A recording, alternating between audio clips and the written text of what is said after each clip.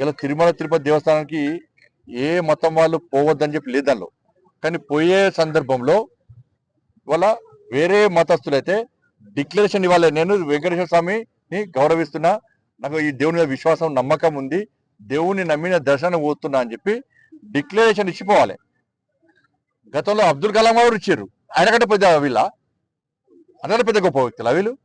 రాష్ట్రపతి అయిన వ్యక్తి వచ్చేయాలా డిక్లరేషన్ ఇచ్చిపోతే అంతకంటే గొప్ప వ్యక్తులా? డిక్లరేషన్ ఇవ్వకపోవడానికి కారణం ఏంది? మరి గతంలో డిక్లరేషన్ ఎందుకు పోయినట్టు అంతా చూస్తే ఇప్పుడు జగన్ గారి వివరాలు చూస్తుంటే ఇది గతంలో కేవలం ఓట్ల కోసం మాత్రమే వెంకటేశ్వర స్వామిని నమ్మినట్లుగా నటించిన విషయం దీని ద్వారా స్పష్టమవుతుంది. ఆయన వ్యవహారాలు చూస్తే స్పష్టమవుతున్నది.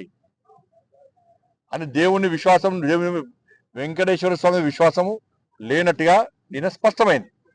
ఈయడంలో అభ్యంతరం ఏంది? నువ్వు గుడి పోతున్నావు, దేవుని దగ్గరికి ఎందుకు వస్తావు? నువ్వు ఆ దేవుని విశ్వాసం నమ్మకుండానే రావాలి. ఇప్పుడు ఇంత నమ్మకం లేకుండానే ఓట్ల కోసం రాజకీయ కోసం పోయినావా నువ్వు? ఇలా ఇదైనా హిందుత్వం అని మాట్లాడి జగన్ గారు.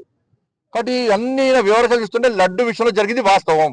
ఇలా చంద్రబాబు నాయుడు గారిని, పవన్ కళ్యాణ్ గారిని ఆడి పోసుకుంటున్నటువంటి కొంతమంది కోనా సెక్యులర్ వాళ్ళు మరి నేను జగన్ గారు మాట్లాడదాం ఎందుకు మాట్లాడతలేరు? ఇవాళ మాట్లాడడం కారణం ఏంది? తిరుమల తిరుపతి దేవస్థానం కులాలు చూడరు వాళ్ళు. అన్ని వర్ణాలు అన్ని వర్గాలు వస్తాయి ఆడికి, కులాలు చూడరు వాళ్ళు.